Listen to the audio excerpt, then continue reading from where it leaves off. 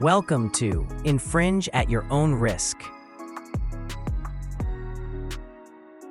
Hello and welcome back to Infringe at Your Own Risk with Rand Bateman. Rand is a registered patent attorney with decades of experience protecting patents, trademarks, and copyrights for clients from startups to international companies. My name is Kevin Rosenquist, and today we're diving into a question that's changing intellectual property law every day. When AI helps create something new, who actually owns it? Rand's going to help us separate the headlines from the law and explain what businesses and inventors should know right now. Rand, welcome back. Good to be here. Thank you. It's certainly a timely topic. We keep hearing about AI creating art, creating code, even new inventions. From a legal perspective, what counts as an AI-created work? So an AI-created work is any work that part of the creative content is machine created as opposed to human created. So an individual's not doing the creative aspect to it.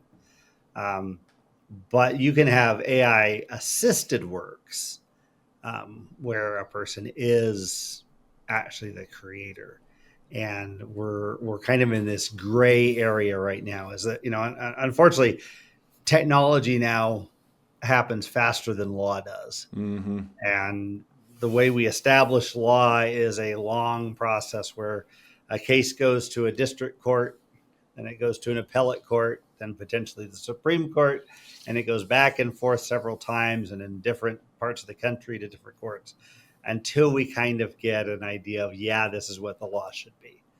And unfortunately, technology is going a lot faster than our court systems can keep up with it right now. Yeah, I mean, it's going faster than many of us can keep up with right now. If I'm being honest, it's pretty wild how fast things are moving. It really is. It really is. It's kind of mind blowing when you think about it. When you take something you wrote and you think, oh, that's really good, and you stick it even in something as simple as ChatGPT, and it's like, oh wow, that actually did a good job of rewriting what I wrote. Okay. A little bit humbling at times. It can be. Well, how do U.S. patent and copyright laws currently handle inventions or creative works made with AI assistance? Okay, so the law at this point, the one thing that's clear in the law at this point is that the author or the inventor has to be a natural person, who's creating the content and whatnot. So back in 2022, the Court of Appeals for the Federal Circuit, which is the court that patents go to, they have exclusive jurisdiction over certain patent issues. They ruled that inventor has to be a natural person. Mr. Thaler filed some applications in which the inventor was listed as AI.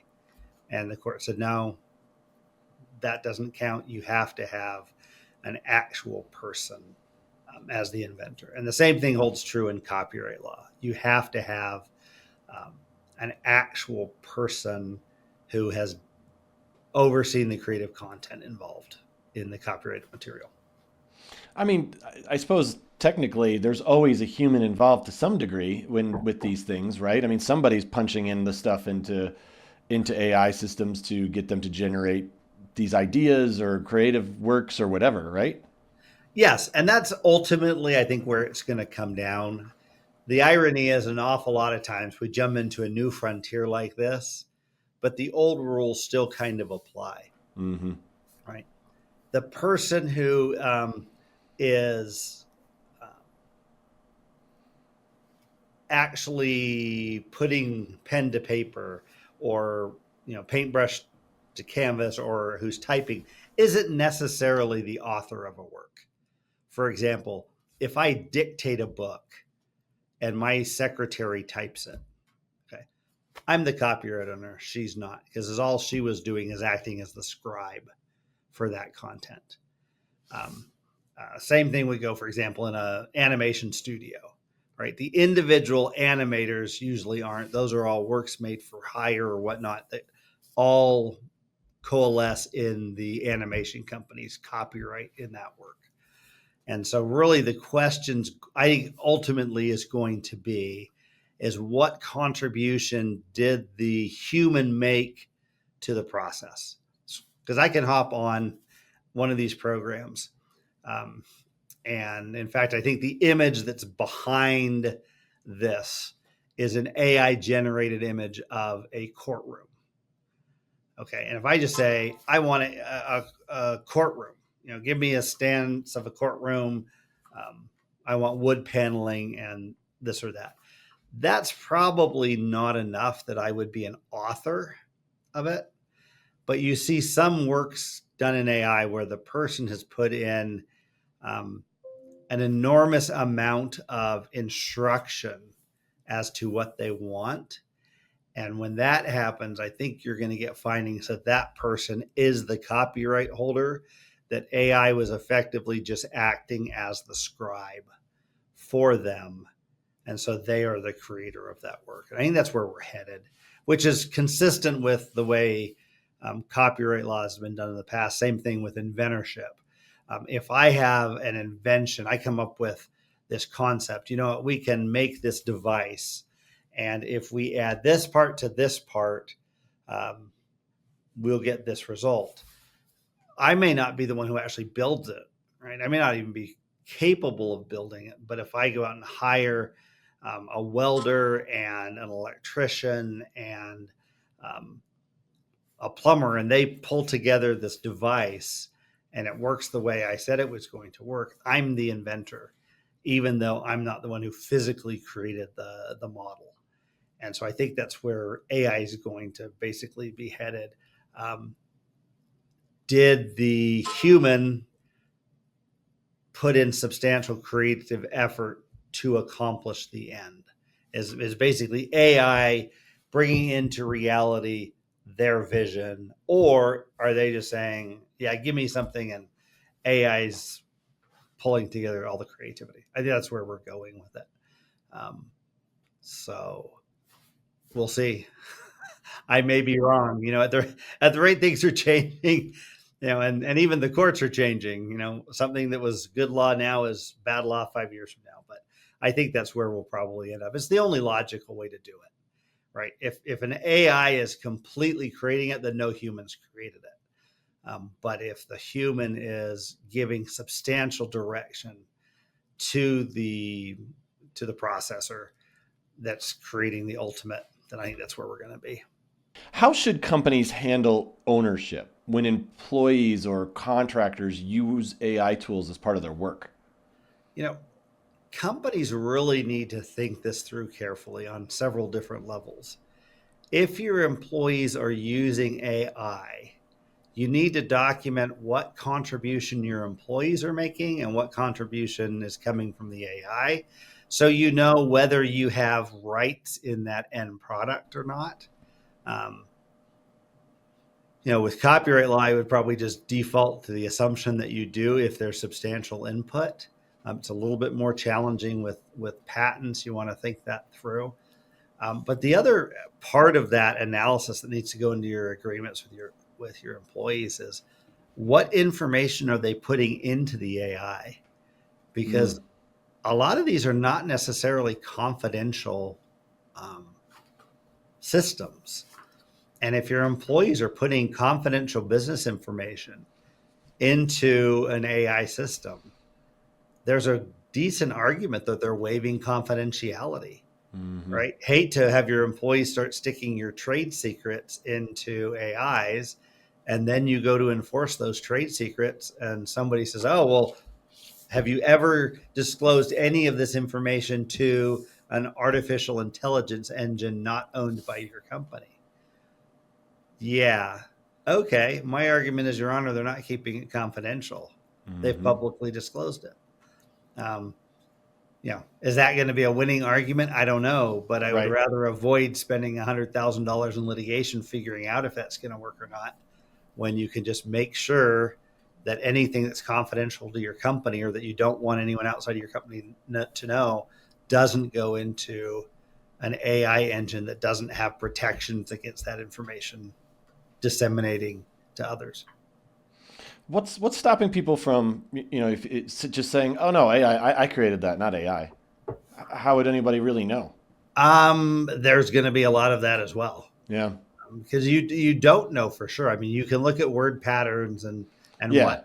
I mean, if you listen to stories on YouTube or Facebook or whatever, an awful lot of them you can tell it's AI generated. I feel like I can tell pretty quickly if something's written by AI, but if somebody rewords it enough, it can be a little murkier for sure. Right. And if they reword it enough, then it's really their creative content anyway. That's But true. but yeah, if the name Chen is in there, if there's a reference to something costing more than their month's rent, um, or a host of other things that seem to be a pattern in all of these AI generated stories. Um, but yeah, it's going to be tough, and that's why you're going to want to document. If you've got a valuable piece of property you're working on, you're going to want to document your contributions to it. So if that ever comes down the road, because I think that in big cases where a lot of money's involved, in copyright cases or patent cases, I think there's going to be challenges that you didn't create this. That's, or at least substantial parts of it are AI generated, and therefore it affects the scope of your rights. It'll be fun, interesting frontiers for attorneys over the Yeah. next 10 years as we battle these in the courts to see whether this, whether your copyright survives, what the scope of it is, or same thing with your patents or your inventions. I saw a post recently. I don't remember in what context, but it started out with, "Here is an abridged, or here is a new version of the blah blah blah whatever it was." It was basically like they, ChatGPT will like talk to you a little bit before they give you what you want. They just pasted the whole thing in there, and it was like, oh, okay, yeah, don't do that. One of the things that is helpful as an attorney is that people who copy are often stupid. Mm-hmm. I think we've talked in previous things about when my client was doing flyers. They copied his flyers. They claimed they hadn't done it, and then we pointed out where his copyright notice was in their flyer. Mm-hmm. And things like that. People often, they don't think things through. They copy wholesale. I mean, we've had people who copy our client's website, right? And then we didn't copy this, and then you start going through the information. So really, the president of your company was born in South Africa, really? Or just you're going through these things that clearly don't line up with the company, and they're like, no, we didn't copy that, and everything lines up with where they copied it from. So that's one of the things that makes being on the plaintiff side fun in intellectual property cases, because often people who copy aren't that bright about doing it. Mm-hmm. We'll think it through, yeah. Do current licensing or confidentiality agreements need to change now that AI is entering into this mix? I think people need to carefully review their licenses to see if they're relevant. I mean, in some industries they're not using AI much, and so it probably aren't that relevant.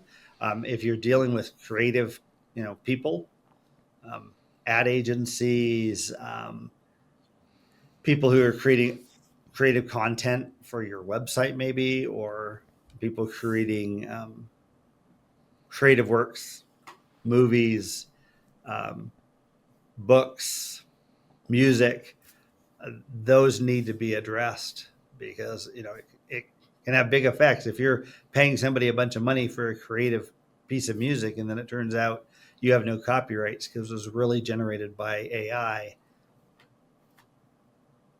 you're not going to be happy. Mm-hmm. If you paid a lot of money and can't enforce the copyright on it. So yeah, that stuff needs to be considered, but it's going to be very industry specific. Yeah. What subject matter is important here that might be coming from AI, and attorneys need to be brushing up and becoming aware of, for my clients, what is relevant, because a lot of clients, they're not thinking about this stuff, and they need their attorney to say, hey, okay, you're in this field. There's a lot of content that's being created by AI now. How does this affect your company? Let's talk about it. And then go through and figure out what they're getting. Are they getting it from other people? When you're getting content from other people, are you making sure that you have indemnification provisions in case it infringes copyrights? I mean, that's good practice, AI or not. Right. But having those discussions with your clients are important so they don't accidentally step on a landmine. Mm-hmm. Well, it's an understatement to say it'll be interesting to see how this all pans out, but we definitely got a lot coming our way. All right, well, thanks for listening to today's episode of Infringe at Your Own Risk. If you're using AI to innovate or create, make sure your intellectual property protection keeps up with the technology. Visit batemanip.com to connect with Rand and the team, and don't forget to subscribe, leave us a review. We always appreciate that. Rand, great chatting with you as always. Thanks so much. Good seeing you. Thanks for watching. Be sure to hit that like and subscribe button and leave us a review in the comments.